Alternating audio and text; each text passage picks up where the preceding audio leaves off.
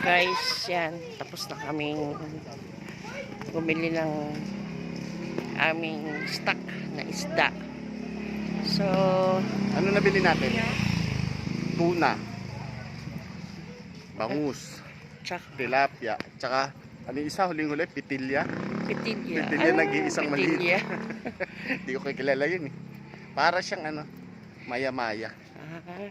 Kala ko kanina yung babaeng ano, yung favorite mo, yung ang sarsyado. Saan yun?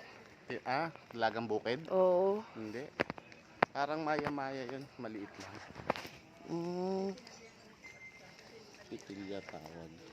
So yun guys, nakapunta na kami, nakabili na kami ng pang-stock namin sa rep. So, uwian na tayo guys. Lulutuin pa namin. Madilim, no? Dito kami sa ano, sa subdivision ng montanya sa Montalban. Dito kasi nakatira yung nanay ni partner. Dun sa bahay ng hipag ko. Ayan. Naglalakad kami dalawa sa dilim. Sa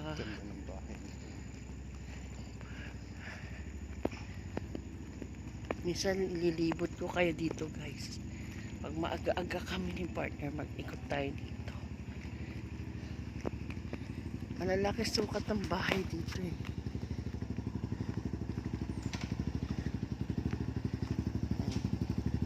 Kapag maluwanag, iikot ko kayo sa bahay ng biyanan dito.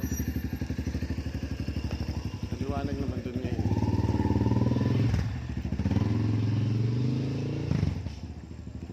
So guys, sa loob, gusto mo? pasok natin. Wag na. Sa susunod na lang, i-reveal natin ang bahay ng ating biyanan. Ang nanay Siya o yung may black na partner. Ha? Ito na.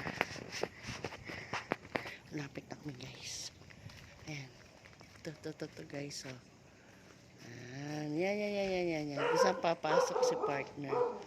Diyan sila nakatira guys. O diba? Mayamanin. So guys, thank you for watching. Please like and share and subscribe. Salamat po.